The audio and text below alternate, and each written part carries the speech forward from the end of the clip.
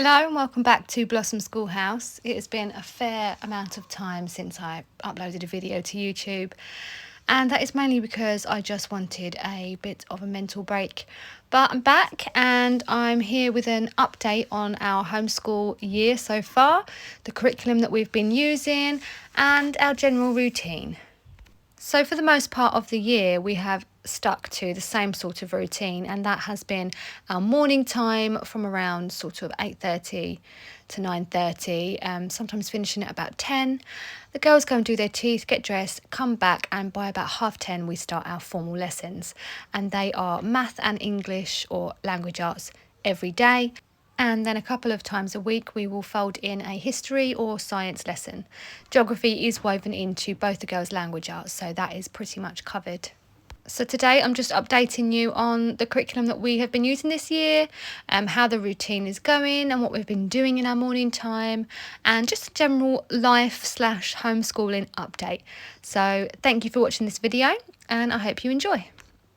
We've been keeping to a pretty consistent routine in the mornings. We do what I call our morning time. The girls use their morning menus, which at the moment is my spring morning time menu, which you can find in my Etsy shop. I'll leave a link. They do spelling practice with these, which I highly recommend. These double-sided whiteboards that stand, they have lined on the other side, and they flip out with a handle, or you can tuck it in. Love these. They use these every single morning, and when they're done spelling they even draw pictures on them with these whiteboard pens. So they do their morning menu, they do their spelling work, and they also do their handwriting, which we finished the Good and the Beautiful, and in the meantime they've just been using these CGP.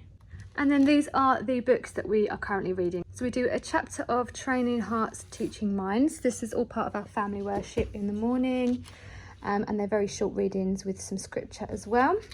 And that goes through the shorter catechism. And then we've been loving this Truth and Grace book. We've been using catechism questions in there, just doing the questions and answers. We've been doing the memory verses. We've got our current memory verse up here on a board. We do the doxology, we've looked at hymns, we've looked at Lord's Prayer and 10 Commandments, and just been memorising things from this book really. And so we use this children's ESV whenever we look up scriptures in this book. And then we've just been doing our read aloud, which at the moment is book 3 of Heartwood Hotel. We have absolutely loved this series so far. There are 4 books altogether, and they actually go through the seasons. So we did autumn, winter, we're currently on spring, which is very appropriate because it is spring right now.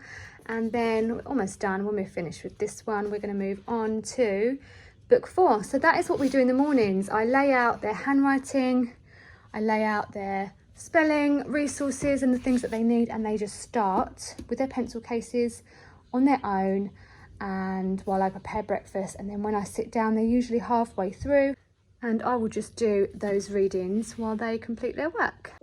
Something that we don't do every morning but try to fold in sort of once a week or whenever we can is this God's Timeline, the big book of church history. So it's got timelines in here, and then it's got lots of history, what it says really. We've only done a few pages in here so far, but for example we've read this, looked at the map, and we get our map book out and have a look as well. We've looked through the timeline, we've gone through the missionary journeys of Paul, we did some map work on this as well, and we've read about heresies. We actually ended up doing a spontaneous field trip based on this book. We've looked at creeds, discussed what they are, and it's been really good actually, really interesting. We're about here, so we've not done too much. We just recently added this to our morning basket, but we're going to try and do a page out of here a week. So we've just finished up a math lesson with the level 2 math from the Good and the Beautiful.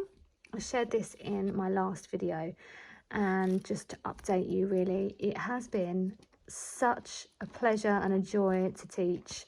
I look forward to teaching from here every day.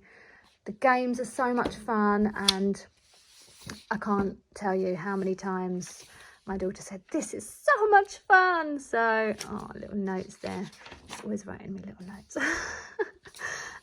So yeah, really love it. Really love the math box. We haven't used these. We've been using our own Math UK money, which I'll show you. Over here in our math box, every time there's money, we just pull this out and use these. These are learning resources, toy or play learning money. And yeah, overall just been a great course book. We are up to lesson 96. We've got 6 weeks left of school, and I believe we have got 22 lessons left, so more than enough time to finish this course book, and then we'll be moving on to the level 3.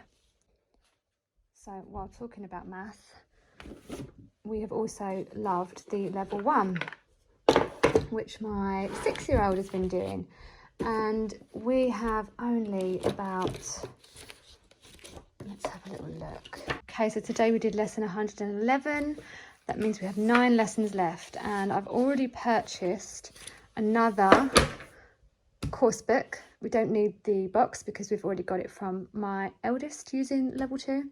So I've just purchased another course book for her to start, and I suppose in the next 2 weeks she'll be starting that. So we're going to start on it straight away, even though we've only got 6 weeks left of school, and then we'll just pick up where we leave off in September. And then if you remember also from my last video where I shared the curriculum we were using, my 6-year-old was using the level K course book. Now the reason she's on math 1 but level K language arts is because the language arts from the Good and the Beautiful was, should I say, quite advanced. They've actually updated their whole language arts curriculum, which is really exciting. The level 1, which she's going to be moving on to after this, is set to be released in June, so in a few weeks' time, and they have completely redone it, simplified a little bit, just like they've done with the math. So instead of jumping straight into level 1, we are waiting for the brand new level 1 to release, which will be in a few weeks' time. So I've just been getting her to go through a page of this each day, which she's enjoyed, and lots of reading. It's only a few more weeks until the new one releases, so that has been keeping her occupied language arts wise. She does spelling practice every morning. She does a lesson out of there, and then lots of reading every day. And then we are on lesson 92 in the language arts level 2 with my daughter. I have purchased the level 3. She's going to begin that probably in September because we've still got a fair few lessons left in here, 28 altogether left. That will probably see us through our last 6 weeks of school because we do it 4 to 5 times a week. Enjoyed this, but I am very excited for the new updated version. Moving on from here, she's going to be using the level 3.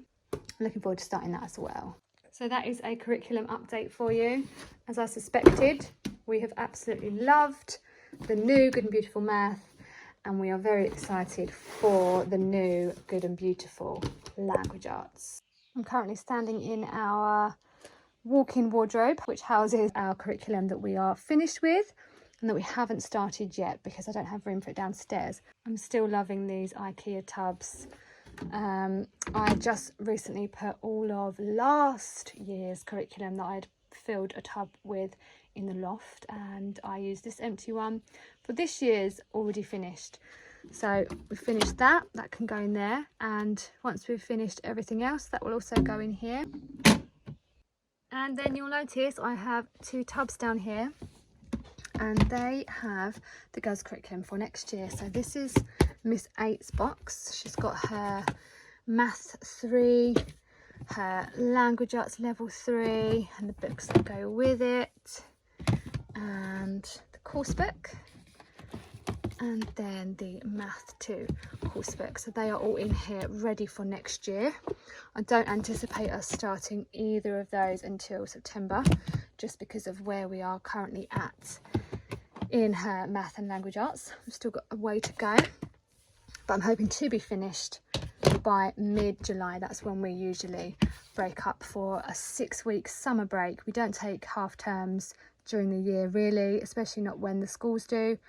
and we tend to just have days off here and there, so that's how it works for us. But when it comes to summer, we like to take a break. So underneath, very lonely and on its own, we have the Math 2 course book, another brand new one for Miss 6, and we're just waiting, as I mentioned, for the Language Arts Level 1 to release, and the things that come with that, the books and the booster cards. So very exciting. I do also need to grab them a new handwriting each, and when I do, I'll do a full next year's curriculum video or something.